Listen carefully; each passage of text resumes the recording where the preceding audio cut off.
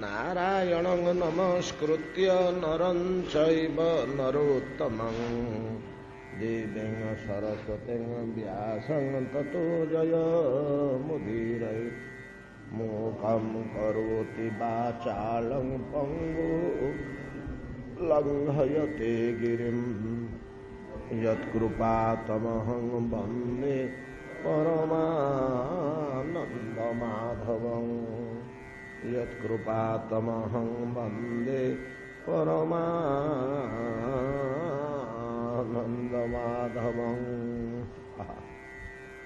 नैवात्वनः प्रभुरयं निजलाभपूर्णो मानं जनात् अविदुष करुणो वृणीते जद् जनो भगवते विदधीतमानं तच्चात्वने प्रतिमुखस्य यथा मुखश्री तस्मात् अहं विगत विक्लव ईश्वरीस्य सर्वात्वनामहि गृह्णामि यथा मनीषं नीचो जया गुण विसर्गमनो प्रविष्ट पूयेत जे नहि पुमान् अनुवर्णितेन।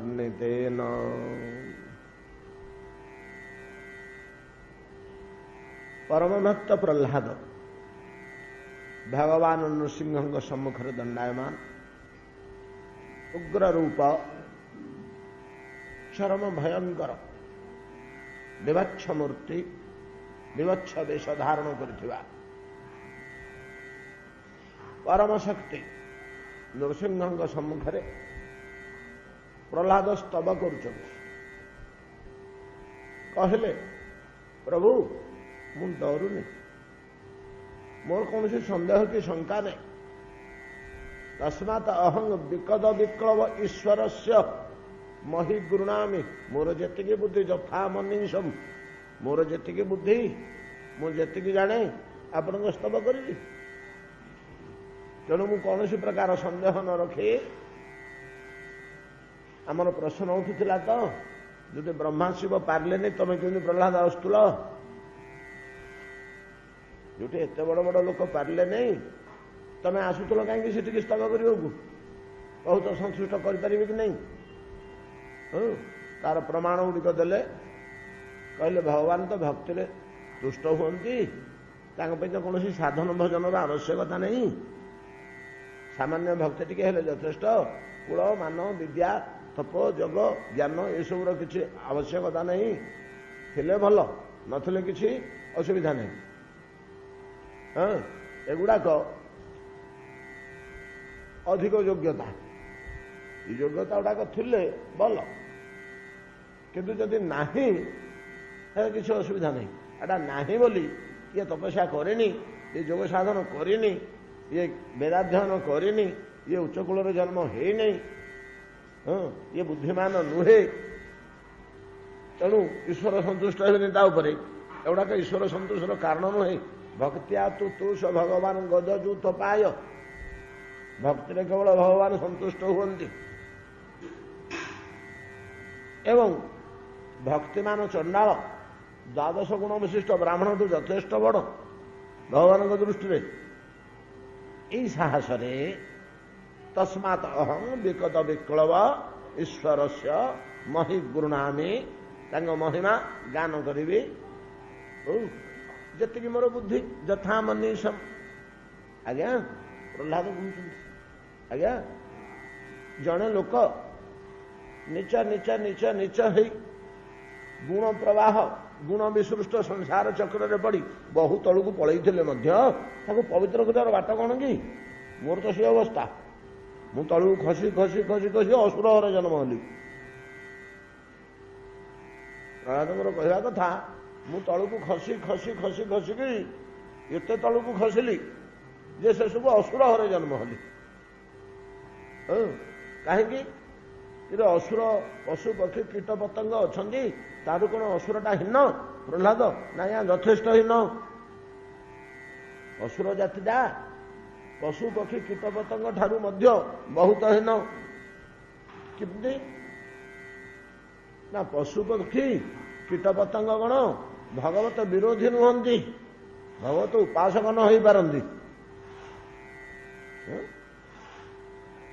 ଭଗବାନଙ୍କର ଉପାସକ ନ ହେଇପାରନ୍ତି।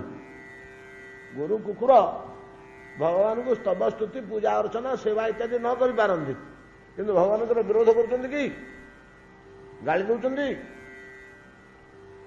ଗୋଟାକ ଅଯଥା କଥା ବୋଲି କହୁଛନ୍ତି, ଗୋଟା ଖାଲି ଦେଖେଇବା ଢଙ୍ଗ ବୋଲି କହୁଛନ୍ତି, ଇଏ ଅଫିମ ଭଳିଆ ନିଶା ବୋଲି କହୁଛନ୍ତି। ମାନେ ଭଗବତ ବିରୋଧ କରୁନାହାନ୍ତି, ଉପାସନା କରିନପାରିଲେ ମଧ୍ୟ ମାନେ ନିରପେକ୍ଷ।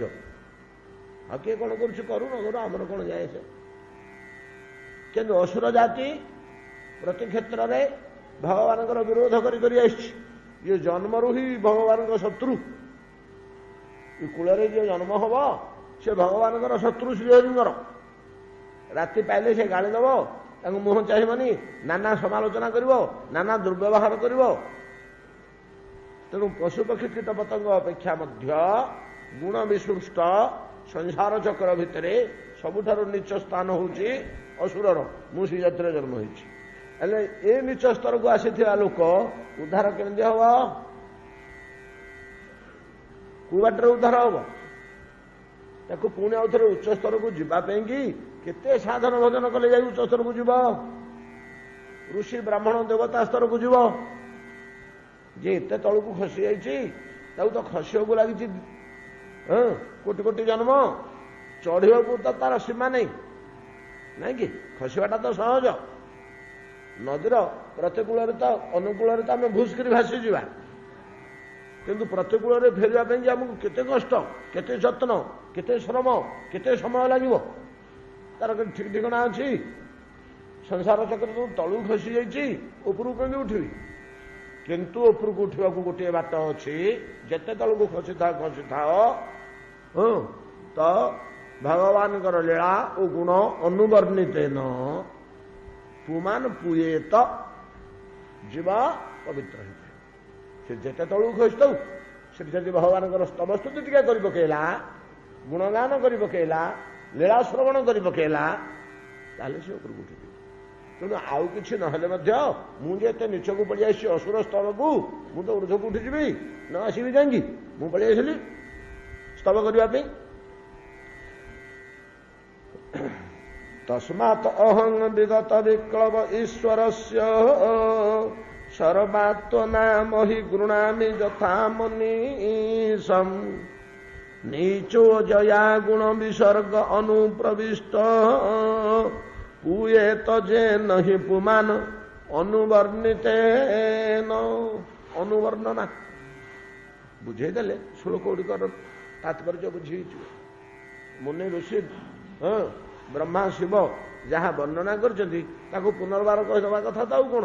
ଅନୁବର୍ଣ୍ଣନା। ଆଉ ପରବର୍ତ୍ତୀ ଶ୍ଲୋକରେ ପ୍ରହ୍ଲାଦ କହୁଛନ୍ତି ସର୍ବେ ହ୍ୟମି ବିଧି କରାସ୍ତବ ସତ୍ୱଧାମ୍ନୋ ବ୍ରହ୍ମାଦୟ ବୟମି ବେଶ ନିଚ ନଚୋତ ବିଜନ୍ତ କ୍ଷେମାୟ ଭୂତୟ ଉତାତ୍ମ ସୁଖାୟ ଚାସ୍ୟ ବିକ୍ରୀଡ଼ିତଂ ଭଗବତୋ ରୁଚିରାବତାରେ। ସର୍ବେ ହ୍ୟମେ ବିଧି କରାସ୍ତବ ସତ୍ୱଧାମ୍ନୋ ବ୍ରହ୍ମାଦୟ ବୟମି ବେଶ ନଚୋଦ୍ବିଜନ୍ତ କ୍ଷେମାୟ ଭୂତୟ ଉତାତ୍ମ ସୁଖାୟ ଚାସ୍ୟ ବିକ୍ରୀଡ଼ିତଂ ଭଗବତୋ ରୁଚିରାବତାରେ। କ'ଣ କହୁଛନ୍ତି ପ୍ରହ୍ଲାଦ ଏ ଶ୍ଲୋକରେ? ଏଟା ବୋଧେ ଚତୁର୍ଥ ଶ୍ଲୋକ ହେଲାଣି। 1 2 3 4 5 6 ଏଟା ଷଷ୍ଠ ଶ୍ଲୋକ ହେଲାଣି। ଏ ଶ୍ଲୋକରେ କହୁଛନ୍ତି ସର୍ବେ ହ୍ୟମି ବିଧି କରା ସ୍ତବ ସତ୍ୱଧାମ୍ନୋ ବ୍ରହ୍ମାଦୟ ବୟମ ଇବେଶ ନଚୋତ ବିଜନ୍ତ। ହେ ଈଶ, ହେ ପରମେଶ୍ୱର, ତ ଇମାଂ ଅମି ସର୍ବେ, ଏମାନେ ସମସ୍ତେ हे ईश ये समस्ते प्रहलाद किए समस्ते ना ब्रह्मादय ब्रह्मा प्रभृति माने ब्रह्मा शिव इंद्र बृहस्पति देवतागण सिद्ध मुनि ऋषि गंधर्व चारण इत्यादि समस्ते एमाने समस्ते सत्वधामन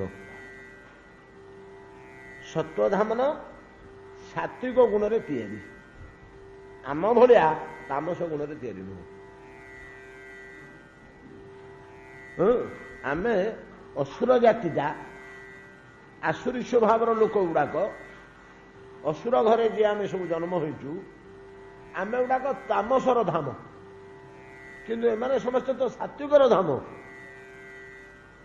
सत्व गुणा एमाने समस्ते शुद्ध पवित्र नहीं कि देवताटी ब्रह्मादय शिव इंद्र ब्रह्मा प्रभृति मुनि ऋषि सिद्ध तपस्वी प्रभृति एमाने समस्ते सत्व धामन धामन स्थान सात्विक भावर स्थान एमानंकर देह मन बुद्धि सब सात्विक भाव गठित एमानंकर आहार सात्विक आहार एमानंकर आचरण चालचरण वस्त्र भूषण इत्यादि सब सात्विक पदार्थ नहीं कि ये यदि कुआडे पड़े जाउथिबे से हाथ में सुंदर फूलमालटे कि पद्म फूल मेंचे कि तुलसी मेंचे धरिक जाऊे रुद्राक्ष माला पकईक तुलसी माला पकईक आम जदि कुआडे जाऊबू आम जाति कटा मुंडुटे कुठारटे धरिक चलू आमर आचरण है ये प्रकार को जंतु मुंडुटे कि गोड़टे कुठारटे रक्त उड़े बड़ी होइथिबू कदर्य दुस्तुबू आम स्नान भान किसी ठिकाना नहीं शौचाचार प्रश्न नहीं ताम स्वभाव तो कौन आम गुड़ा कहलु ये टाइप बाकी एमाने जो ब्रह्मांडय प्रभृति एमाने सात्विक धाम शुद्ध निर्मल पवित्र एमाने त्रिसंध्या स्नान करी शौच हो शौच वस्त्र पिंधि पुष्प तुलसिका प्रभृति मंडित हो हरिनाम मुने गाई तिलक इत्यादि करी एमाने देखिबा ये है एमाने हेले सात्विक सत्व गुणर धाम आमे हेलु तामस गुणर धाम आउ कौन प्रभेद अच्छी ना आउ मध्य प्रभेद अच्छी सर्वे ह्यमी विधि करा स्तव सत्व धामन ब्रह्मादय ब्रह्मादय एमाने समस्ते तो सात्विकर धाम सात्विक गुण रे तैयारी ताकर खाद्य पेय चाली चलन आचरण वस्त्र भूषण सब सात्विक सत्वमय आमे तममय ता बाद एमाने प्रभु तब विधि करा एमाने समस्ते आपणकर विधि करा ये विधि करा शब्दटा आमे आउ गोटे जगार गोपी गीतार आसीला से गोपी मैंने कहते निजकू जे विधि करी स्त्रीलिंगटा तो से विधि करी आसला ये कहते प्रहलाद ये ब्रह्मादय एमाने समस्ते तब विधि करा कहले कौन ना विधि करा शब्दर तात्पर्यटा अर्थटा या जे एमाने बिना दरमार चाकर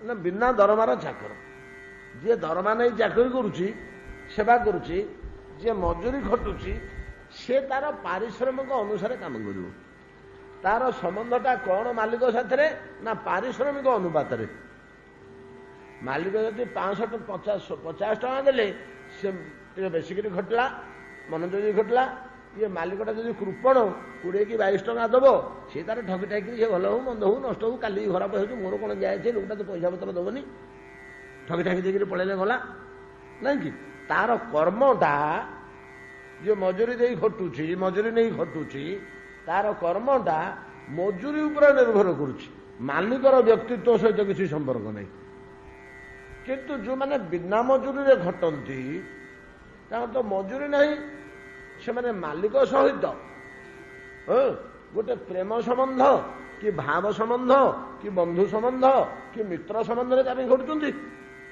कि प्रभु संबंध नहीं घटुचंती एमाने समस्त विधि करा शब्दर आउ गोटे तात्पर्य कौन हो मजूरी नौथुआ लोक को निर्देश दिया हम अरे ସକାଳୁ ଆସିଲୁଣି କ'ଣ କରୁଛୁ? ଏଇଟା କଲୁନି, ସେଟା କାହିଁ ପଡ଼ିଛି, ଏଇଟା କାହିଁକି ନଷ୍ଟ କରୁଛୁ, এইটা করে সেটা করে সেটা করে সেটা করে এতକ ସାରିଥା ମୁଁ ଆସୁଛି। ଆସିଲା ପରେ ଦେଖିଲେ ସେସବୁ କାମ ସରିଛି, ଆଉ କିଛି ବତେଇବେ। କିନ୍ତୁ ଯେଉଁମାନେ ବିଧି କରା ସେମାନଙ୍କୁ ବତେଇବାର କିଛି ନାହିଁ। ସେ ଜାଣିଛନ୍ତି ଯେ ମାଲିକ ସକାଳୁ ଉଠିଲେ ପ୍ରଥମେ ଥଣ୍ଡା ପାଣି ଗ୍ଲାସଟିଏ ପିଇବେ। ସେ ଉଠିବା ପୂର୍ବରୁ ସେ ଗ୍ଲାସ ପାଣି ତାକୁ ନିର୍ଦ୍ଦେଶ ଦେବା ଦରକାର ନାହିଁ।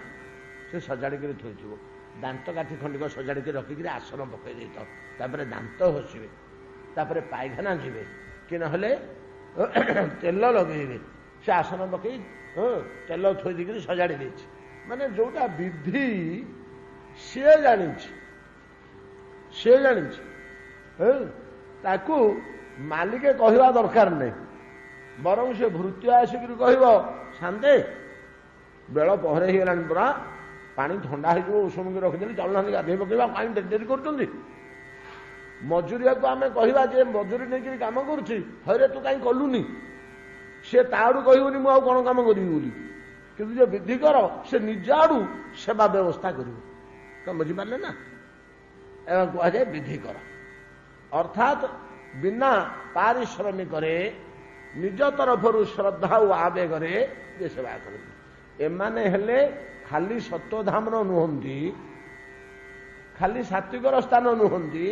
ये ब्रह्मा प्रभृति देवतागण एमाने समस्ते आपणक विधि करा नहीं कि भगवान सृष्टि आमर जमी घटे जमी भगवान जदि ब्रह्मांडटी घर है, लीलाभूमि है कि निज गृह है, ये समस्ते से गृह को किए परिचालना कर जार जो दायित्व नहीं करू किए को दायित्व अच्छे से दायित्व से निज आड़ू नौ या मैंने कौन पाँच पारिश्रमिक किसी पाँच ये ब्रह्मा शंकर प्रभृति एम कि मिलूँ है अर्थ आकार न मिलला, पदार्थ आकार न मिलला, मुख्य प्रभुत्व क्षमता आउ किसी विशेष प्रमोशन किसी अच्छी किसी नहीं। कौन से पारिश्रमिक नहीं मान इंद्र अग्नि वायु जम सोम शशांक प्रभृति ब्रह्मा शंकर प्रभृति एमाने जो खटुचंती भगवान को ब्रह्मांड को नियंत्रण करुचंती और परिचालना करुचंती देखुचंती गोटे गोटे दायित्व नहीं एमानंकर जोड़ाक विधि विधान विश्वर जोड़िक विधि विधान सेगुड़िक निजे निजे कर जाउचंती एवं तापे कौन से पारिश्रमिक आशा नहीं। अतएव एमाने समस्ते आपण विधि करा और सत्वगुणर धाम। आमे कौन हलु? आमे तो सहजरे तामस मूर्ति, आमर स्वभाव है सब तामस स्वभाव। ये तामस स्वभाव, तामस आचरण, तामस खाद्यपेय नहीं कि घृण्य तुच्छ हीन विभत्स तो खाद्यपेय आचरण चालचरण वस्त्र भूषण रूप अंग देह चेहरा सबू आमर या बाद से जमती है आपणकर विधि करा तांकर कार्य है भगवान सेवा करवा, भगवान निर्देश को अपेक्षा न करी मोर कौन कर्तव्य बोली चिंता करी प्रभु प्रति मोर कौन कर्तव्य ये विश्व सेवा प्रभुंर सेवा नहीं कि ये मठ भितर जी जहाँ सेवा करिवो से जदि चिंता कर राधाकांत सेवा नहीं कि जहाँ कर सेवा राधाकांत सेवा ये बुद्धि रे इंद्र अग्नि वायु प्रवृत्ति सेवा कर्म करें कौन करुचु ना यहीटा जमी से कर्तव्य विधि निर्दिष्ट आमर कर्तव्य विधि निर्दिष्ट है भगवान प्रति वैर भाव आचरण करवा, भगवान प्रति वैर भाव आचरण करवा एटा हला आम जातिर स्वभाव कर्तव्य धर्म। यहीटा जी कर से ठीक असुर नहीं कि यहीटा जी कर से ठीक असुर।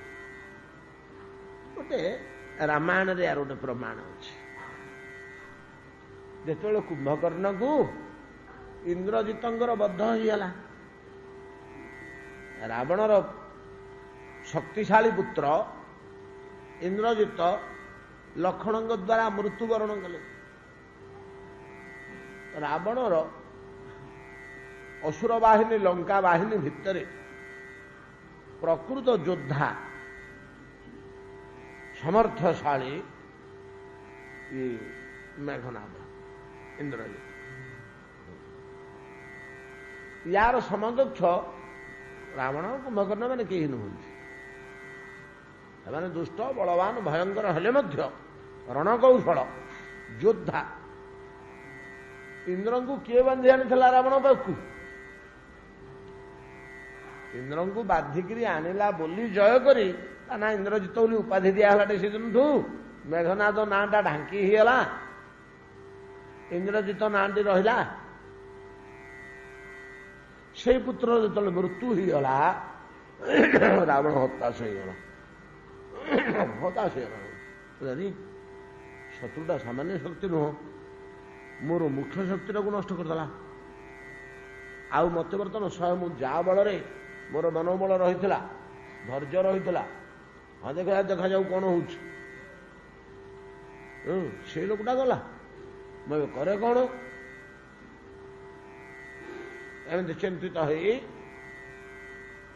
रावण जाऊ मत आगे किसी गति नहीं युगुड़ाक सब पोकमाछी भाया जो इंद्रजित नष्ट होगा ताऊपर मोर भरोसा था ना से पुओटा सब किसी करदेव मत किसी करने पड़ोनी शत्रु किसी नुह मो आगे इंद्र तो आगे केते बर्तमान भाई कुंभकर्ण को जब न उठेबी आ गोटे मात्र भरोसा अच्छी मो भाया बलशाली से गोटे बोले कुंभकर्ण को असमय उठेले आम जाचे समस्त कुंभकर्ण को उठे सारा पर कुंभकर्ण उठिक कहला सब शुणिला भाई कौन घटना कहलु कहीं मत असमय उठेलु ना एमती होगा सेमती होगा सेमती होगा सेमती होगा सेमती होगा सब शुणिक कुंभकर्ण बिलखान जगदम्बा हरियाण शठ अब चाहत कल्याण एटा अध्यात्म रामायण श्लोकटा को अनुवाद कर रावण के वचन सुने कुंभकर्ण बिलखान व्यस्त हो पड़ा कुंभकर्ण रावणर कथा सब शुणिक कौन कौन घटना है कौन परिस्थिति है शुणिक व्यस्त हो पड़ा व्यस्त हो कहूँ कौन ना जगदम्बा हरि आनि शठ अब चाहत कल्याण तू जगदम्बा को हरि आनीचु एटा कर्तव्य जो लोग भगवान शत्रु है तार के कल्याण अच्छी तो अल्प दिन तो तोर वंश लोप हो तो क्या सहित युद्ध करुचु जार दूतटे तोर घर द्वार पोड़िकी सन्ने समझ को मारिदेक पलैला क्या तेजरे मांकड़ुटे असुरपुर भितर रावणपुर भितर या करता अरे मांकड़ुटे बसिक या करता कि इथु तू लक्ष्य करूनी एटा भगवत तेजटा ता देहरे आसी बोली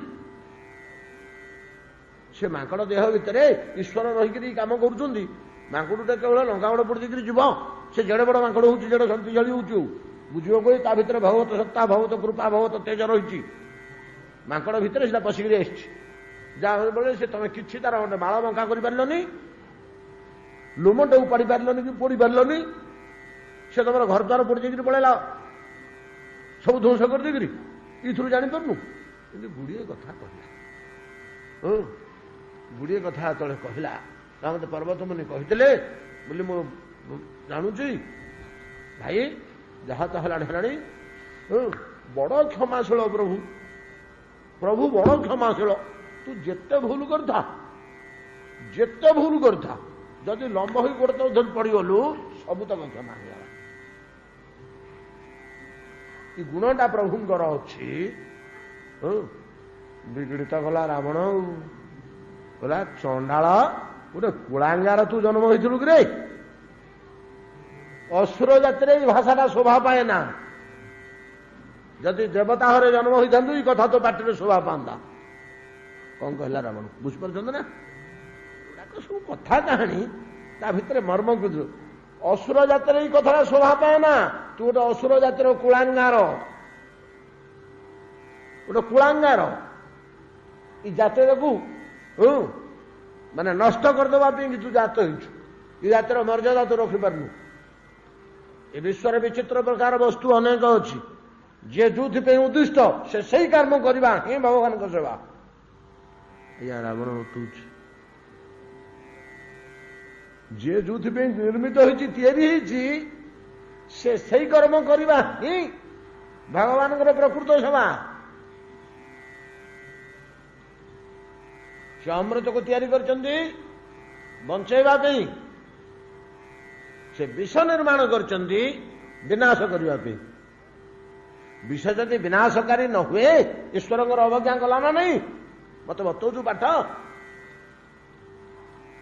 अध्यात्म व्यासदेव लेखा हौ जा दीर्घ काल शोई शोई तो बुद्धिवृत्ति पोड़ी गलानी जा शोई पड़ी बहुत मत शिक्षा देलु तोठू बहुत साहाय्य पाइली ई भलिया कुलांगार मुह चाहिए मु चाहूनी जे निजर धर्म भूली जाउची निजर कर्तव्य भूली जाउची निजर कार्य भूली जाउची आमर कार्य होला निरंतर ईश्वर विरोध करवा यही भगवान आमको सृष्टि करछन्ति प्रभुंर विरोध करने कि आज्ञा सी पुणी गोटे सेवा भगवान को सबू दरकार गोटे शत्रु जदि दीपटे नथिबे बोले मु आउ बेकारटारे बसिबी कौन सनातन धर्मर रहस्य सब बड़ अद्भुत अपूर्व प्रहलाद एटा प्रहलाद उक्तिटा जो सिद्धांत जो माने इंटरप्रिटेशन गुड़ाक या कोई श्लोक खोली बाहर कला बेलू आम टे कष्ट आम से प्रसंगटा न आनी भल कर बुझीपार न था तो प्रहलाद से कहते जे सर्वे ह्यमी विधिकरा स्तव सत्व धामन ब्रह्मादय वयम इवेश नचोद विजंत किंतु आमे नुह से माने गोटे पट कहीदेला आ गोटे पट खाली वयं कहीदेले आमे वयं तार विपरीत कथाटा बुझियो हम संक्षिप्त शास्त्र तो संस्कृत विद्या वाक्य सारंच नीतंच वाग्मिता सेपट कथाटा कहीदेले एपटे खाली कहीदेले वयं आमे तार उल्टा उल्टा उल्टा तो आम खोली बाहर कर बुझिपारे ना तो तेणु ब्रह्मादय सर्वे सत्वधामना तब विधि करा वयं न एतिक तो कहला वयं न तार उल्टा आमे आपणकर सेवा कौन करूँ विधिकर कौन हबू बिना मजूरी सेवक कौन हबू आमे हेलु आपणकर विरोधी क्या सी धर्म नाई कि आम पार्लियामेंटर गणतंत्र शासन कथा कहूना इन गोटे व्यवस्था नाई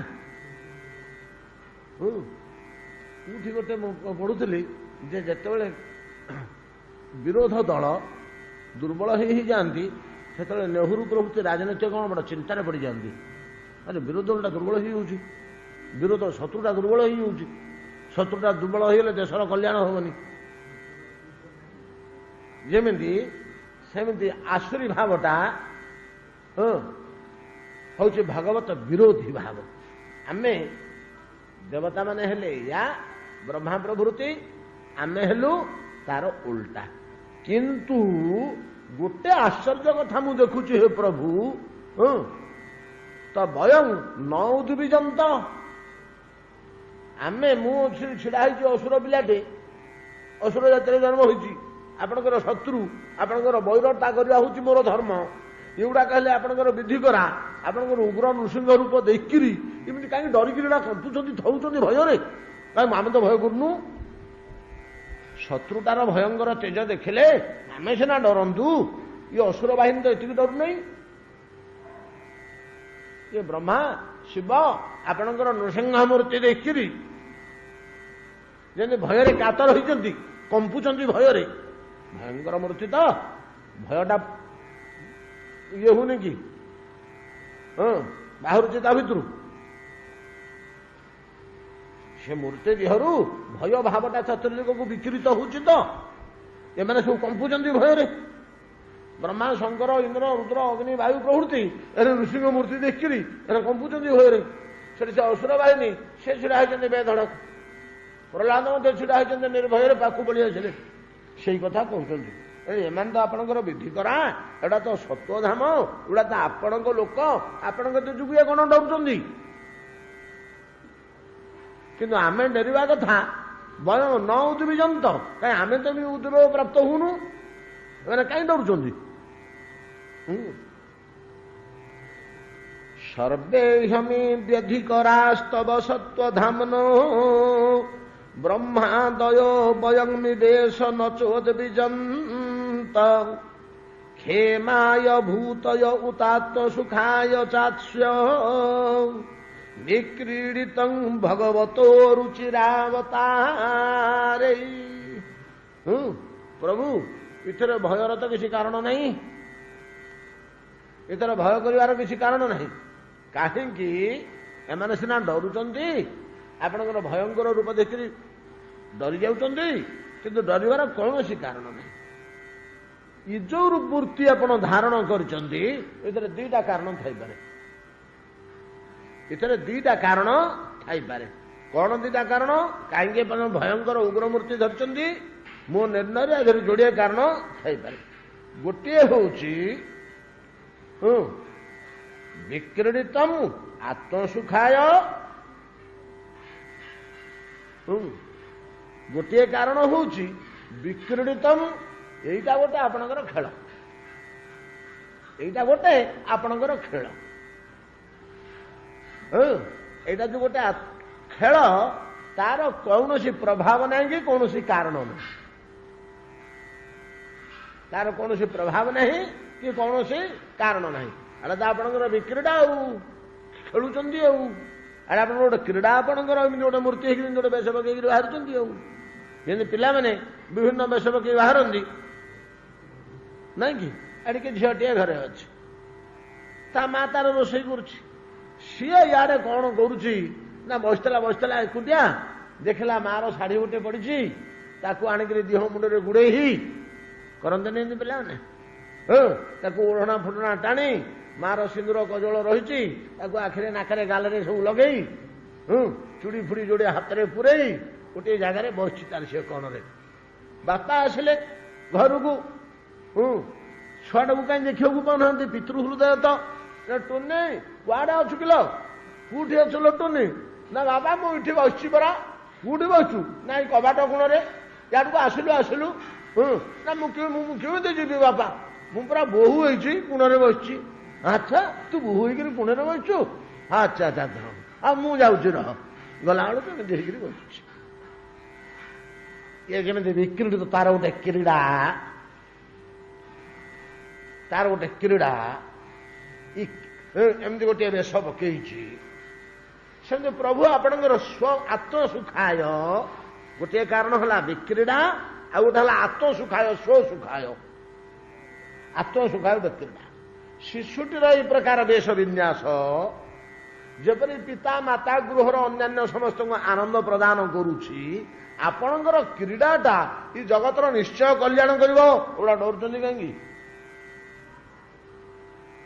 ଏଗୁଡ଼ାକ ଡରୁଛନ୍ତି କାହିଁକି? ଏ ଇନ୍ଦ୍ର ଶିବ ପ୍ରଭୃତି ଏମାନେ ଏତେ କାହିଁ ଭୟ କରୁଛନ୍ତି? ଆପଣଙ୍କର ଯୋଉ ଭୟଙ୍କର ରୂପ ଆଉ ତେଜ ଦେଖିଦେଇକିରି କାହିଁ ଭୟ କରୁଛନ୍ତି? ଏତେ ଡରୁଛନ୍ତି କାହିଁକି? ଏ ତ ଡରିବାର କିଛି କାରଣ ନାହିଁ।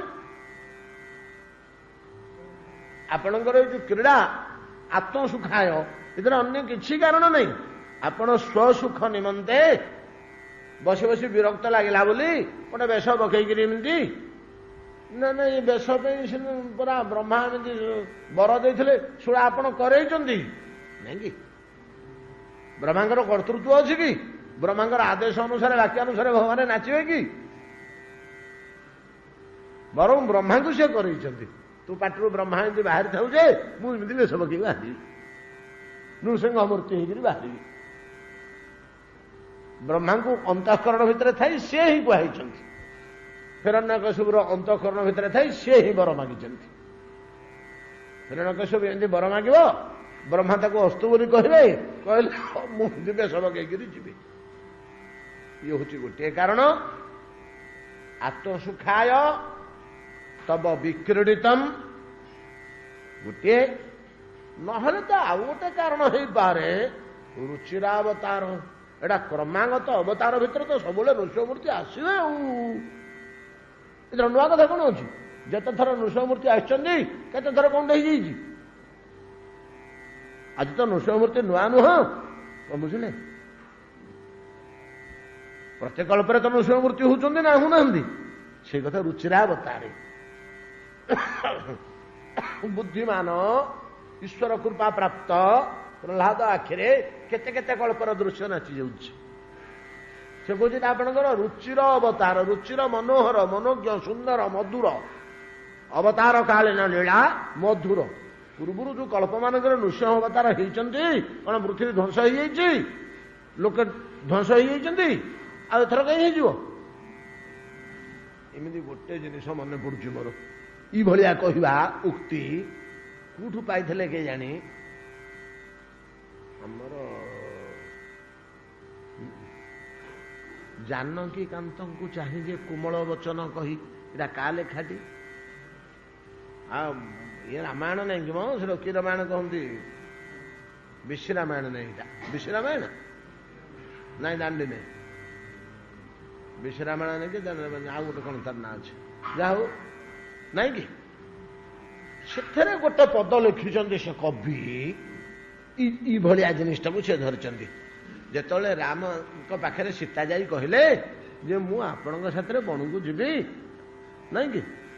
ଜାନକୀ କାନ୍ତଙ୍କୁ ଚାହିଁଲେ କୋମଳ ବଚନ କହି, ଆଉ କଣ ନାଇଁ କି କହିଲେ, ହେଲେ ଏମିତି ଏମିତି ଆପଣ ଯଦି ବଣକୁ ଯାଉଛନ୍ତି ମୁଁ ଆପଣଙ୍କ ସାଥିରେ ଯିବି। ରାମ କହିଲେ ହେ ଝିଅ ପିଲାଟେ, ବୋହୂଟେ, ଅଲ୍ୟଳୀ କନ୍ୟା ଜନକ ରାଜାଙ୍କର, କେବେ ତଳେ ଆଜି ପର୍ଯ୍ୟନ୍ତ ଚାଲିନୁ, କଣ୍ଟା ଲଟା ପଶୁ ପକ୍ଷୀ ବାଘ ଭାଲୁ ହିଂସ୍ର ଜନ୍ତୁ ବର୍ଷା ପାଣି କାଦୁଅ ପାହାଡ ପର୍ବତ ନାଳ ଡିଙ୍ଗର ତା ଭିତରେ ତୁ କୋଉଠି ବୁଲିବୁ? ଆମେ ପୁଅ ପିଲା ଗୁଡାକ ଧନୁର୍ବାଣ ଧରିଛୁ, ଆମକୁ ଭୟ ହେଇଯାଉଛି ଅରଣ୍ୟ ଭିତରେ ବୁଲିବାକୁ, ଯଦି ଘରେ ଥା। ପୁରାପୁରି କାଟିଦେଲେ। ବିଶି ରାମାୟଣ, ବିଶ୍ୱନାଥ ପଟ୍ଟନାୟକ। ସେ ରାମାୟଣଟାର ଗୋଟେ ମୂଲ୍ୟ ଅଛି ଆଜ୍ଞା। 16 ଜଣ ପଣ୍ଡିତ ଗୋଟେ ମହାଭାରତ ଲେଖିଲେ।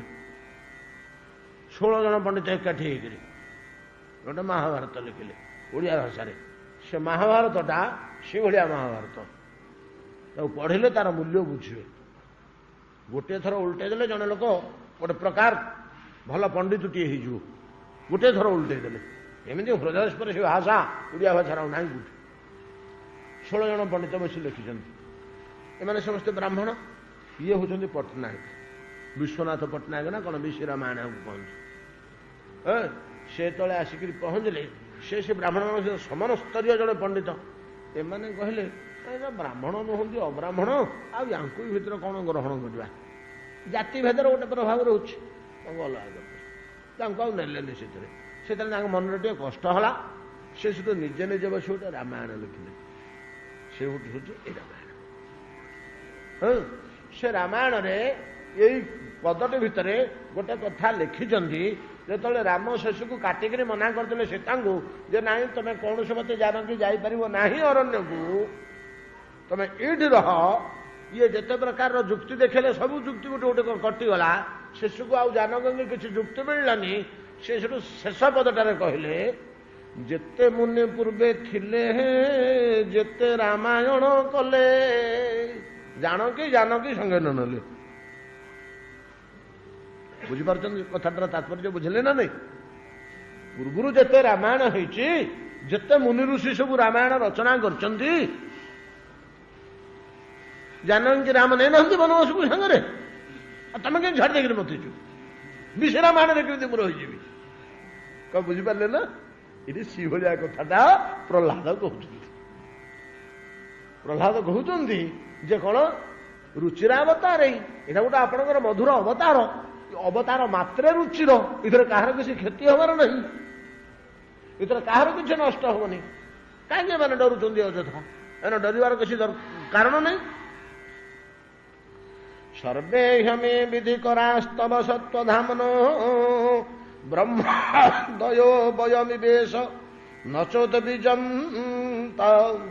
क्षेमाय भूतय उतात्म सुखाय चास्य विक्रीडितं भगवतो रुचिरावतारे। एक भगवान आत्मसुखाय ये गोटे विक्रीडित अथवा भगवत रुचिरावतार क्रमानुसारे जमी अवतार हूँ नृसिंह अवतार पूर्वे पूर्वे जिते सब नृसिंह अवतार होती भगवान अन्य कल्परे कौन जगत विध्वंस हो ना समस्ते ध्वंस हो कहीं डरुंच मैंने डर कारण कौन बरं क्षेमाय भूताय प्राणी मानकर कल्याण हम सीना तमें कौन प्राणी नुह कि ब्रह्मा शंकर तुम कल्याण हम सीना कि क्षति हेनी ये अवतार जड़े भयंकर हूँ जड़े उग्र हूँ जड़े विभत्स हूँ तुम कल्याण हम सीना तुम केवे क्षति हेनी अवतार द्वारा भूताय क्षेमाय कल्याणाय मंगलाय तदज्छ मनु असुरश्च हतस्त्वयाद्य मोदेत साधुरपि वृश्चिक सर्पहत्या लोकाश्च निवृत्तिमिता प्रतिजन्ति सर्वे रूपं नृसिंह विभयाय जनाः स्मरन्ति। परवर्ती श्लोक रे कहउछन्ति अहौ ये मानू जेते बुझेली ये बुझिबेनी आज्ञा यांक भितर जो भय पशि जाइछि जेते सांत्वना देले मध्य से भयांकर छाड़ुनी तेणु प्रभु आपण द्वारा सीना कार किछि हब नहीं आपण कहीं गोटे रागी जाइछन जे क्रोधटा कौन भल एटे रागुचंदी कौन आपण अच्छा आपण कहउछन नाई मोर रागिवा दरकार थिला जो दरकार थिला से तो काम सरलानी जो आपंकर क्रोध थिला से क्रोध तो काम तो सरला आउ क्रोधटा कौटे करेंगे आपणकर क्रोधटा केतबेले दरकार होता हिरण्यकश्यपर बद्ध निमित्त तेणु मु कहूची तद जच्छ मन्यु मन्यु क्रोध जच्छ त्याग करंतु आपण शांत हुंतु आउ क्रोध करंतु नहीं तदच्छ मन्यु असुरश्च हत स्तयाद्य अद्य वर्तमान असुर तो हत हो क्रोध करने कौन दरकार यदि न मरी था आप बेलुकोल क्रोध करी क्रोध कले बल प्रकाश पाए मनुष्य कठोर निर्मम क्रूर कार्य करने को समर्थ हुए से आप क्रूर निर्मम कार्य कले काम तो सरीगला मोदे तो साधु रपि वृश्चिक सर्प हत्या वृश्चिक आउ सर्प एମାନଙ୍କୁ हत्या कले किसी दोष नहीं कहीं दोष नहीं एमाने पर उपद्रवकारी वृश्चिक सर्प प्रभृति बिना कारण रे अन्य मानकर उपद्रव करती एमानंकु समस्त बड़ भय करती नहीं कि सर्प क्रूर खड़ा क्रूर नहीं कि सर्प वृश्चिक प्रभृति एमानकर बाछ विचार नहीं सामान्य दोष को चरम दंड साप कौन करेंगे से शोचे आम छुआटा पलैले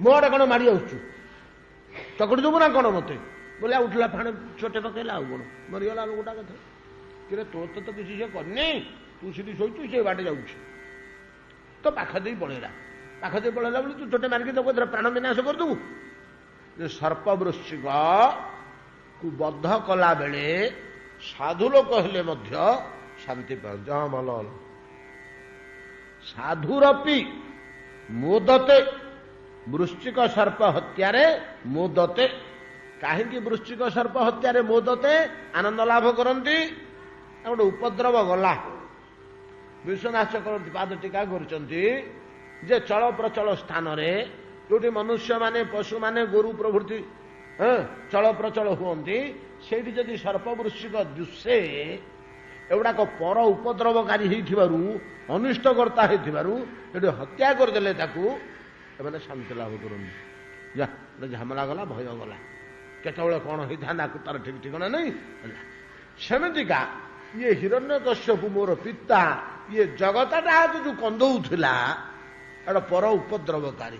ବୃଶ୍ଚିକ ସର୍ପ ଯେପରି ପରର ଅନିଷ୍ଟକାରୀ, ଇଏ ସେମିତି ଜଗତର ଅନିଷ୍ଟକାରୀ। ଏବଂ ହତ୍ୟା କରିବା ଦରକାର ଥିଲା, ଏବଂ ହତ୍ୟା କରିବା ନିମନ୍ତେ କ୍ରୋଧ ମଧ୍ୟ ଦରକାର ଥିଲା। ବର୍ତ୍ତମାନ ସେ ତ ହତ ହେଇଗଲାଣି। ବୃଶ୍ଚିକ କି ସର୍ପଟେ ମାରିବା ପୂର୍ବରୁ ଯେତେବେଳେ ତା ପାଇଁ ମାରିବାର ଯତ୍ନ କରାଯାଉଥାଏ, ସେତେବେଳେ କେତେ ଚିନ୍ତା, କେତେ ଯତ୍ନ, କେତେ କ୍ରୂରତା, କେତେ କ୍ରୋଧ, କେତେ କଠୋରତା, କେତେ ଜୋରରେ ଆଘାତ କରିବାକୁ ହୁଏ ତାକୁ ଦେଖିଲା କ୍ଷଣି ନାଇଁ କି? ମରି ସାରିଲା ପରେ ଆଉ ଅଛି କି ସେଗୁଡ଼ାକ? ଗୋଟେ ସର୍ପକୁ ହତ୍ୟା କରିବା ପୂର୍ବରୁ ତାର ଯୋଉ ଯତ୍ନ କରାଯାଉଛି, ସେତିକିବେଳେ ସିନା କ୍ରୋଧ ଓ କ୍ରୂରତା ଦରକାର ହୁଏ। ହତ ହେଇସାରିଲା ପରେ କ'ଣ ହୁଏ ନା ବୋଧତେ ଆନନ୍ଦ ହୁଏ। ସେମିତି ପ୍ରଭୁ ଆପଣ ବର୍ତ୍ତମାନ ଆଉ କାହିଁକି କ୍ରୋଧିତ ହେଇକରି ବସିଛନ୍ତି? ଆପଣ ଯୋଉଥିପାଇଁ କ୍ରୋଧ କରିଥିଲେ ହିରଣ୍ୟକଶ୍ୟପ, ସେ ତ ହତ ହେଇଗଲାଣି, ମୃତ୍ୟୁ ହେଇଗଲାଣି ତାର। ତାପରେ ଆପଣ ଆନନ୍ଦିତ ହବା କଥା ନା, ଖୁସି ହବା କଥା। ଆଉ କାହିଁକି କ୍ରୋଧ କରି ବସିଛନ୍ତି? ତଦଯଚ୍ଛମନ୍ୟୁ ଅସୁରଶ୍ଚ ହତଃ ସ୍ତ୍ୱୟାଦ୍ୟ ମୋଦେତ ସାଧୁରପି ବୃଶ୍ଚିକ ସର୍ପହତ୍ୟା ଲୋକାଶ୍ଚ ନିବୃତ୍ତିମିତା ପ୍ରତିଜନ୍ତି ସର୍ବେ ରୂପଂ ନୃସିଂହଂ ବିଭୟାୟ ଜନାଃ ସ୍ମରନ୍ତି। ପ୍ରଭୁ ଆଉ ଗୋଟେ କଥା, ଆପଣଙ୍କର ଏ ଯୋଉ ରୂପଟା ନୃସିଂହ ରୂପଂ ନୃସିଂହಂ, ଏ ଯୋଉ ନୃସିଂହ ରୂପ ଧାରଣ କରିଛନ୍ତି, ଏ ନୃସିଂହ ରୂପଟାକୁ ଭୟ କରିବାର କିଛି କାରଣ ନାହିଁ। ଏଟା କାହିଁ ଭୟ କରିବାର କାରଣ କ'ଣ ଅଛି? ଏଇ ରୂପଟା ମନୁଷ୍ୟମାନଙ୍କୁ ଭୟ ଦବା ପାଇଁ ସୃଷ୍ଟି ହେଇନି। ମନୁଷ୍ୟମାନଙ୍କୁ ଭୟ ଦବା ପାଇଁ ଏ ରୂପଟା ସୃଷ୍ଟି ହେଇନି। ଆଉ ଏ ରୂପଟା କାହିଁକି ସୃଷ୍ଟି ହେଇଛି ନା, ଯଦି କୌଣସି ଗୋଟେ ଲୋକ ବଡ଼ ଧରଣର ଭୟରେ ପଡ଼ିଗଲା, ଅନ୍ୟ କାରଣରୁ, କୌଣସି କ୍ଷେତ୍ରରେ କି ଶତ୍ରୁ ଭୟରେ କି ଅସ୍ତ୍ର ଭୟରେ କି ପ୍ରାକୃତିକ ଭୟରେ ପଡ଼ିଗଲା, ସିଏ ନିଜେ ସେ ଭୟରୁ ଉଦ୍ଧାର ହେବା ପାଇଁ ଆପଣଙ୍କର ଏଇ ମୂର୍ତ୍ତିଟାକୁ ଯଦି ସ୍ମରଣ କରିଦେବ, ଆଉ 2-3 ଥର ନୃସିଂହଂ ନୃସିଂହଂ ନୃସିଂହଂ ଉଚ୍ଚାରଣ କରିଦେବ, ତା ଭୟ ଗଲା।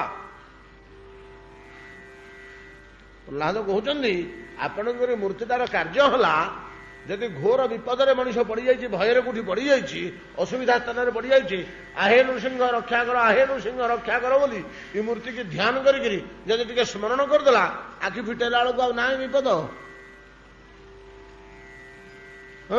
ବଣ ଭିତରେ ଯାଉଛି ଏକୁଟିଆ, ହଠାତ୍ ବ୍ୟାଘ୍ରଟେ ଆସି ପହଞ୍ଚିଗଲା, ହଠାତ୍ ଭୟାନକ ସର୍ପଟେ ଆସି ପହଞ୍ଚିଗଲା। ଏତେ ବଡ଼ ଫଣା ଉତ୍ତୋଳନ କରି ବଢଉଛି, ଆଖି ବୁଝିକିରି ନୃସିଂହ ରୂପଟା ଦିଶିଲା। ପ୍ରଭୁ ରକ୍ଷା କର, ପ୍ରଭୁ ନୃସିଂହାୟ ନମଃ, ନୃସିଂହାୟ ନମଃ। ପ୍ରହାର ପାଦଠାରୁ ମସ୍ତକ ପର୍ଯ୍ୟନ୍ତ ରହିଛି ଗୁରୁଦେବଙ୍କ ଦେହରେ। ଜୁଠି ଜୁଠି ଆଉ ବାଘ ନାହିଁ ନା ସାପ ନାହିଁ। ଅତଏବ ରୂପଂ ନୃସିଂହଂ ନ ତୁ ଭୟାୟ ସତୁ ବିଭବାୟ ବିଭୟାୟ। ଏଇଟା ଭୟ ଦବା ପାଇଁ ନୁହଁ, ଭୟ ହରଣ କରିବା ପାଇଁ କି ରୂପଟାର ସୃଷ୍ଟି। ବୁଝିପାରିଲେ ନା? ପ୍ରହ୍ଲାଦ କହୁଛନ୍ତି ଯେ କୌଣସି ଭୟ ପଡ଼ିଗଲେ ଏଇ ରୂପକୁ ଧ୍ୟାନ କରି ଭୟରୁ ଉଦ୍ଧାର ହେବା ପାଇଁ ଆପଣ ଏ ରୂପଟାକୁ ଧାରଣ କରିଛନ୍ତି। ଏ ମନୁଷ୍ୟଗଣ ଯଦି କେତେବେଳେ କୌଣସି ଭୟର ସମ୍ମୁଖୀନ ହେଇଗଲେ, କୌଣସି ବିପଦର ସମ୍ମୁଖୀନ ହେଇଗଲେ, ଆପଣଙ୍କର ନାମ ଉଚ୍ଚାରଣ, ଆପଣଙ୍କର ମନ୍ତ୍ର ଉଚ୍ଚାରଣ, ଆପଣଙ୍କର ଏ ମୂର୍ତ୍ତିର ସ୍ମରଣ ଧ୍ୟାନ ଦ୍ୱାରା ଭୟ ଅଚିରେ ଦୂର ହୋଇଯିବ। ଅତଏବ ଆପଣଙ୍କର ମୂର୍ତ୍ତିଟି ସୃଷ୍ଟି ହେଇଛି କ'ଣ ପାଇଁ ନା, ଲୋକଙ୍କ ଭୟ ଦୂର କରିବା ପାଇଁ, ଲୋକଙ୍କୁ ଭୟ ଦବା ପାଇଁ ନୁହଁ। ଯେହେତୁ ଆପଣଙ୍କର ରୂପ ମନୁଷ୍ୟମାନଙ୍କର ଭୟ ଦୂର କରିବା ପାଇଁ ଉଦ୍ଦିଷ୍ଟ, ଆପଣଙ୍କର ରୂପଟାକୁ ଦେଖିକିରି ଏମାନେ ଡରୁଛନ୍ତି କ'ଣ ପାଇଁକି? ଏଟା ତ ଭୟ ଦୂର କରିବା ପାଇଁ ରୂପଟା ତିଆରି ହେଇଛି, ଆଉ ତମେ ଭୟ ପାଉଛ କ'ଣ ପାଇଁକି? ହଁ, ତାର ଗୋଟିଏ କାରଣ ଥାଇପାରେ। ଆପଣ ଯୋଉ ଚିଡ଼ି ଯାଇଛନ୍ତି, ରାଗି ଯାଇଛନ୍ତି, ଏମିତି କଡ଼କଡ଼ କରି ଦାନ୍ତ କଡ଼ମଡ଼ କରିଦେଉଛନ୍ତି ଯେ ନାଇଁ କି ପର୍ବତ ସ୍ୱରୂପ ଗୁଡ଼ା ଝଡ଼ି ପଡୁଛି। ଆପଣ ଯଦି ଆଖିକି ଚକ୍ରାକାରରେ ବୁଲେଇ ଦେଉଛନ୍ତି ଯେ ଗ୍ରହ ନକ୍ଷତ୍ର ଛିଟିକି ଯାଉଛନ୍ତି। ଆପଣ ଯେ ଭ୍ରୁ ଭଙ୍ଗି କରିଦଉଛନ୍ତି ଯେ ସମୁଦ୍ରଟା ଆକାଶକୁ ଉଠିକି ଉତ୍କ୍ଷିପ୍ତ ହେଇଯାଉଛି, ଏମିତି ଗୋଟେ ରାଗୁଛନ୍ତି କଣ ପାଇଁକି? ଏ ରାଗିବାରୁ ଏମାନେ ଏମିତି ଭୟ କରୁଛନ୍ତି। ତଦଛ ମନ୍ୟୁ, ଆପଣ ଟିକେ ଶାନ୍ତ ହେଇଯାଆନ୍ତୁ। ଆପଣ ଯୋଉଥିପାଇଁକି କ୍ରୋଧ କରିଥିଲେ ଶାନ୍ତ କରୁଛନ୍ତି ତ ଆଉ କଣ? ଆପଣ ଯୋଉଥିପାଇଁ କ୍ରୋଧ କରୁଥିଲେ ପ୍ରଥମ କାର୍ଯ୍ୟଟା ହେଲା ନୃସିଂହଙ୍କୁ ଶାନ୍ତ କରେଇବା। ଆଉ ପ୍ରଥମେ ନିଜ କଥା ଟିକେ କହିଦେଲେ ଭକ୍ତି ଦ୍ୱାରା ମୁଁ ତାକୁ ସନ୍ତୁଷ୍ଟ କରିଦେବି ବୋଲିକିରି ଆସିଛି। ତାପରେ କହୁଛନ୍ତି ଆପଣ କାହିଁକି ରାଗୁଛନ୍ତି? ଆଉ ଯେମିତି ଗୁରୁ ବତେଇଲା ଭଳିଆ ବତଉଛନ୍ତି। ଆଉ ଆପଣ କଣ ପାଇଁ ରାଗୁଛନ୍ତି ବୋଲି? ଆଉ କଣ ଏ ଯୋଡ଼ିଏ ଶ୍ଲୋକ ଆଜି ହେଇଥାଉ, ଆସନ୍ତାକାଲି ସମୟ ହେଇଗଲା ପରବର୍ତ୍ତୀ ଶ୍ଲୋକ ଦେଖିବା। ତଦଯତ୍ସମନ୍ୟୁ ଅସୁରଶ୍ଚ ହତଃ ସ୍ତ୍ୱୟାଦ୍ୟ ମୋଦେ ତ ସାଧୁରପି ବୃଶ୍ଚିକ ସର୍ପ ହତ୍ୟା ଲୋକାଶ୍ଚ ନିବୃତ୍ତି ଇତାଃ ପ୍ରତିଜନ୍ତି ସର୍ବେ ରୂପଂ ନୃସିଂହଂ ବିଭୟାୟ ଜନାଃ ସ୍ମରନ୍ତି। ବିଭୟାୟ ଜନାଃ ସ୍ମରନ୍ତି, ଭୟରୁ ମୁକ୍ତ ହେବା ପାଇଁ ଆପଣଙ୍କ ରୂପକୁ ଲୋକ ସ୍ମରଣ କରନ୍ତି। ଆହୁରି ତୃତୀୟ ପାଦଟା ଫେଟା ହେଲାନି, ଆମର ସମୟ ନାହିଁ, ଖାଲି ଅନୁବାଦଟା କହିଦେଇଛି। ଏତିକିରେ ଆଜି ଭାଗବତ ବିଶ୍ରାମ କରନ୍ତୁ। ଆସନ୍ତାକାଲି ଦେଖିବା ପରବର୍ତ୍ତୀ ଶ୍ଲୋକ। ଆଲାରନାଥ ସମ୍ବନ୍ଧରେ ଯାହା ସ୍ନାନ ପୂର୍ଣ୍ଣିମା ପୂର୍ବରୁ ଠିକ କରନ୍ତୁ। 22 ତାରିଖ ଦିନ ତ ହେଇଯିବ ଇଏ।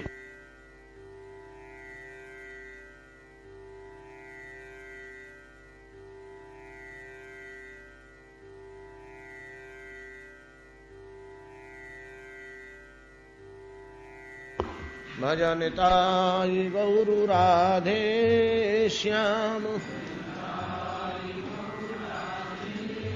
जप हरे कृष्ण हरे राम भजनिताय गौर राधे श्याम